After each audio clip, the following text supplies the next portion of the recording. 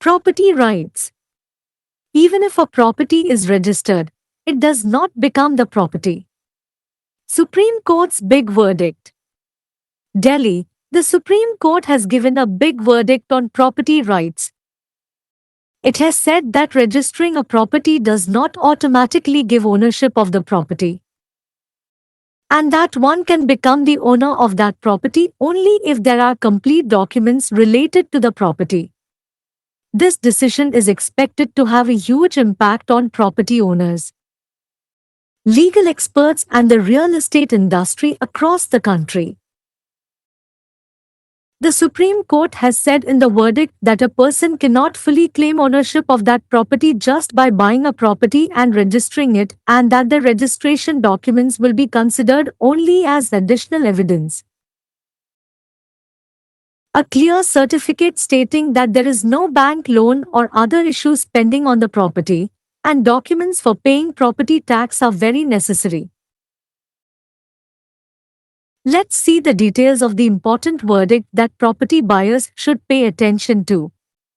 Key points of the Supreme Court verdict. A person cannot fully claim ownership of that property just by buying a property from another and registering it. Registration documents are considered as additional evidence only. That is, these registration documents alone are not sufficient for the complete use of a property, transfer of ownership to another person, etc. All documents related to the property must be complete. Only then can one become the owner. Sale agreement. The survey numbers of the property, the documents in the respective state government office stating in whose name the ownership of the specific property is registered, and the transfer of ownership of the property through the sale of the property. In addition, the document should contain details such as how much rupees it is being sold for, what are the conditions, etc. A sale agreement. It will contain the signatures of the sellers, buyers, witnesses, stamp duty, and registration documents to be carried out in the deed registration documents. No obstruction certificate. After the registration of the title deed, a certificate issued by the Title Deed Registry Office for the title deed, a no obstruction certificate stating that there are no bank loans or other issues pending on the specific property, and documents for payment of property tax are essential. Mutation certificate. Similarly, a property will be considered to have been completely transferred to another person only if all the documents are submitted to the government office and the details of the ownership of the property are recorded, and the mutation certificate is attached, the Supreme Court has stated in its judgment. Documents must change. Apart from the fact that the property will come in your name by purchasing a deed or a lease, another thing, the mutation certificate, is now becoming important. That is, all the documents of the property must be changed in the name of the buyer. Similarly, the name must be changed in the government records so that property tax, electricity bills, water bills, etc. are transferred to the name of the buyer. Only if everything is correct can you claim to be the owner of the property.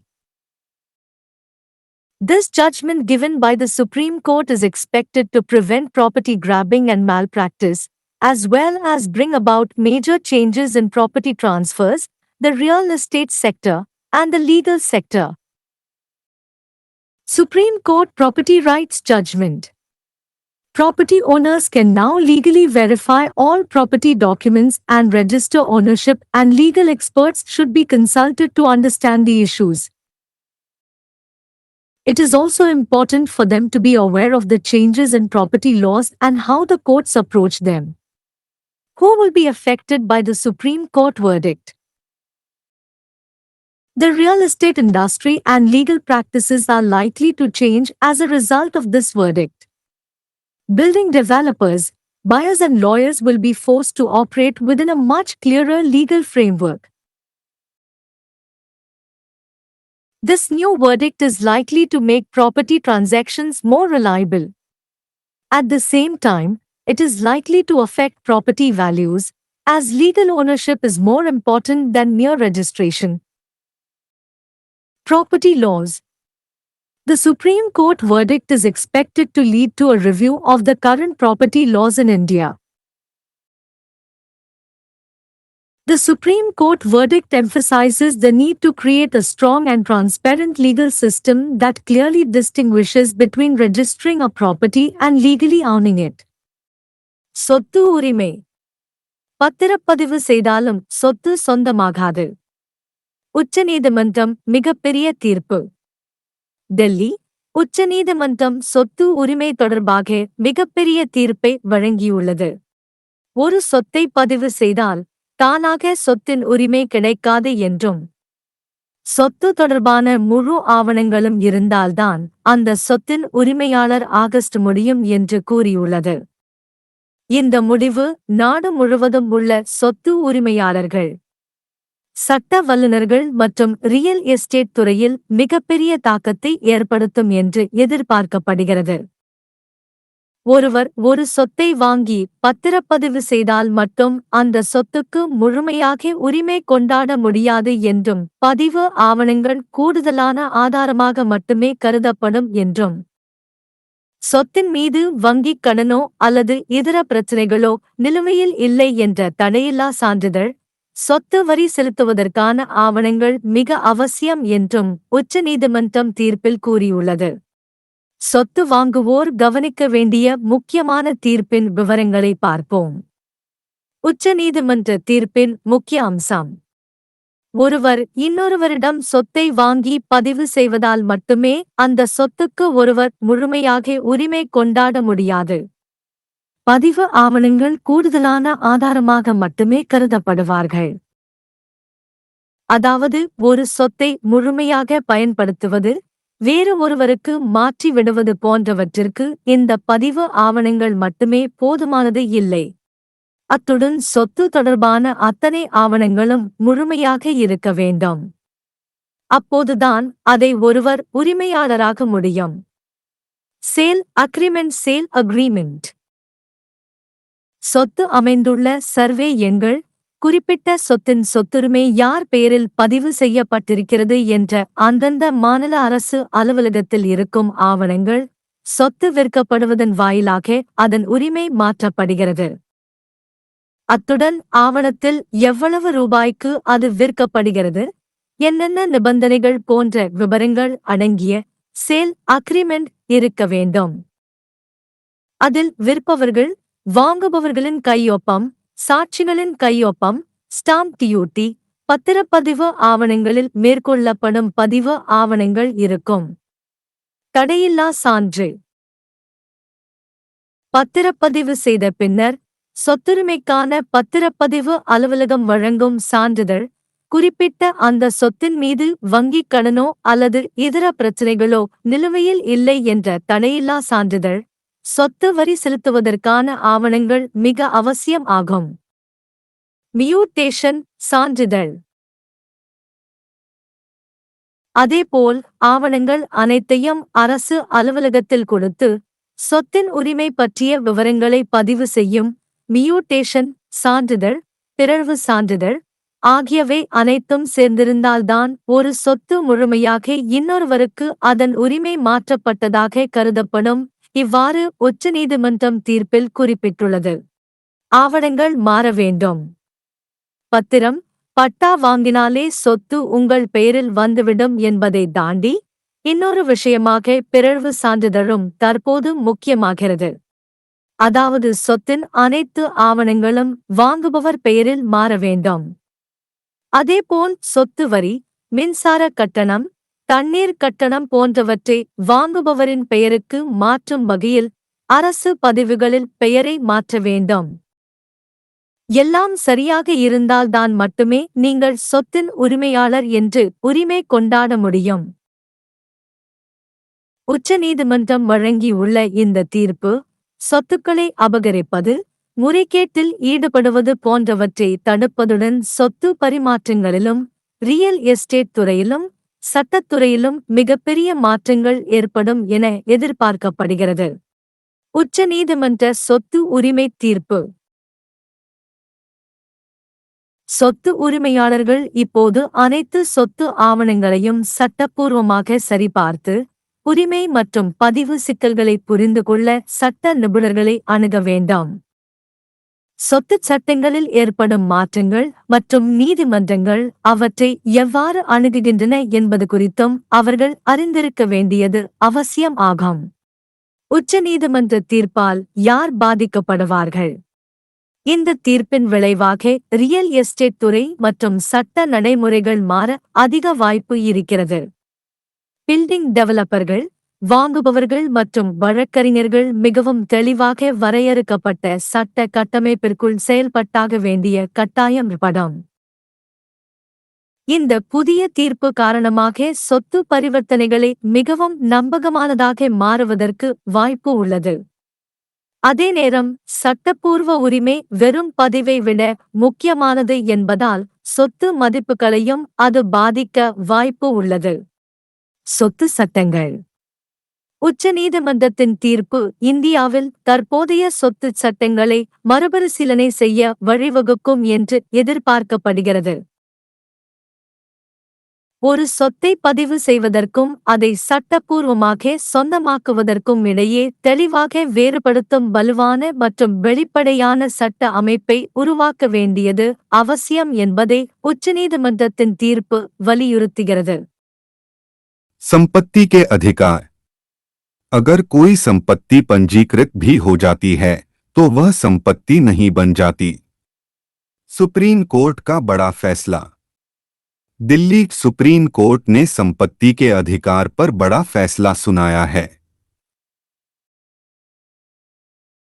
उसने कहा है कि संपत्ति पंजीकृत होने से स्वतः ही संपत्ति का मालिकाना हक नहीं मिल जाता और कोई व्यक्ति उस संपत्ति का मालिक तभी बन सकता है जब उसके पास संपत्ति से जुड़े पूरे दस्तावेज हों. इस फैसले का देश भर के संपत्ति मालिकों, कानूनी विशेषज्ञों और रियल एस्टेट उद्योग पर बहुत बड़ा असर पड़ने की उम्मीद है. सुप्रीम कोर्ट ने फैसले में कहा है कि कोई व्यक्ति सिर्फ संपत्ति खरीदकर उसका पंजीकरण करा लेने से उस संपत्ति पर पूरी तरह से मालिकाना हक नहीं जता सकता और पंजीकरण के दस्तावेजों को सिर्फ अतिरिक्त सबूत के तौर पर माना जाएगा. संपत्ति पर कोई बैंक लोन या अन्य कोई मामला लंबित न होने का स्पष्ट प्रमाण पत्र और संपत्ति कर चुकाने के दस्तावेज बहुत जरूरी हैं. आइए जानते हैं उस अहम फैसले के बारे में विस्तार से जिस पर संपत्ति खरीदने वालों को ध्यान देना चाहिए. सुप्रीम कोर्ट के फैसले के मुख्य बिंदु.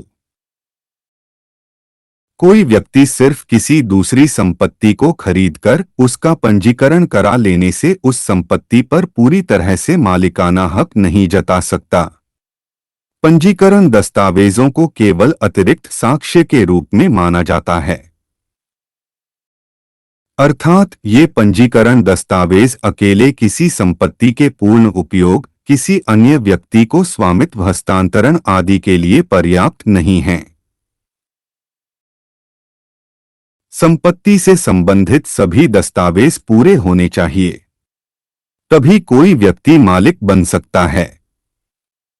बिक्री अनुबंध.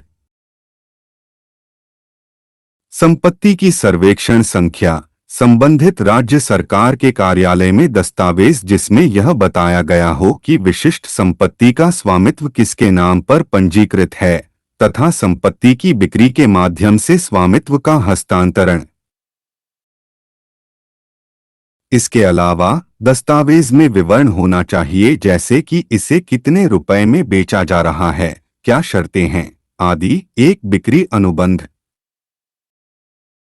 इसमें विक्रेताओं, खरीदारों, गवाहों के हस्ताक्षर, स्टाम्प ड्यूटी तथा डीड पंजीकरण दस्तावेजों में किए जाने वाले पंजीकरण दस्तावेज शामिल होंगे. No obstruction certificate.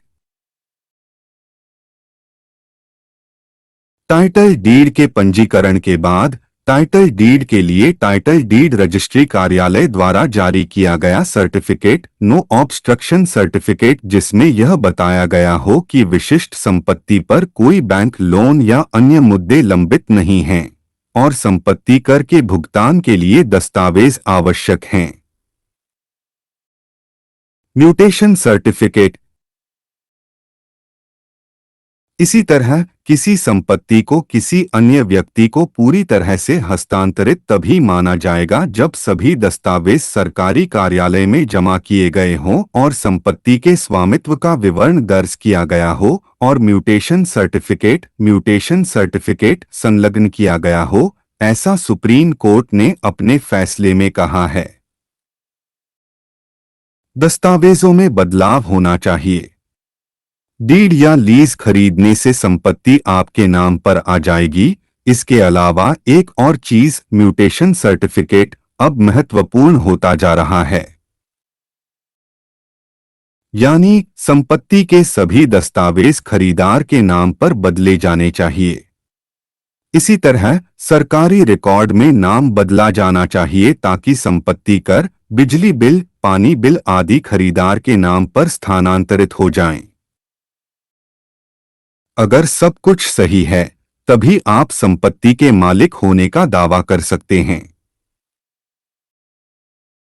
Supreme court द्वारा दिए गए इस फैसले से संपत्ति हड़पने और गलत व्यवहार को रोकने के साथ साथ संपत्ति हस्तांतरण, रियल एस्टेट क्षेत्र और कानूनी क्षेत्र में बड़े बदलाव आने की उम्मीद है। सुप्रीम कोर्ट संपत्ति अधिकार फैसला। संपत्ति मालिक अब कानूनी रूप से सभी संपत्ति दस्तावेजों को सत्यापित कर सकते हैं और स्वामित्व पंजीकृत कर सकते हैं और मुद्दों को समझने के लिए कानूनी विशेषज्ञों से परामर्श किया जाना चाहिए। उनके लिए संपत्ति कानूनों में होने वाले बदलावों और अदालतों द्वारा उनके प्रति दृष्टिकोण के बारे में जागरूक होना भी महत्वपूर्ण है। सुप्रीम कोर्ट के फैसले से कौन प्रभावित होगा? इस फैसले के परिणामस्वरूप रियल एस्टेट उद्योग और कानूनी प्रथाओं में बदलाव होने की संभावना है। बिल्डिंग डेवलपर्स, खरीदार और वकील अधिक स्पष्ट कानूनी ढांचे के भीतर काम करने के लिए मजबूर होंगे। इस नए फैसले से संपत्ति के लेन देन को और अधिक विश्वसनीय बनाने की संभावना है। साथ ही इससे संपत्ति के मूल्यों पर भी असर पड़ने की संभावना है, क्योंकि कानूनी स्वामित्व केवल पंजीकरण से अधिक महत्वपूर्ण है। संपत्ति कानून। सुप्रीम कोर्ट के फैसले से भारत में मौजूदा संपत्ति कानूनों की समीक्षा होने की उम्मीद है। सुप्रीम कोर्ट के फैसले में एक मजबूत और पारदर्शी कानूनी प्रणाली बनाने की आवश्यकता पर जोर दिया गया है, जो संपत्ति के पंजीकरण और कानूनी रूप से उसके स्वामित्व के बीच स्पष्ट रूप से अंतर करती है।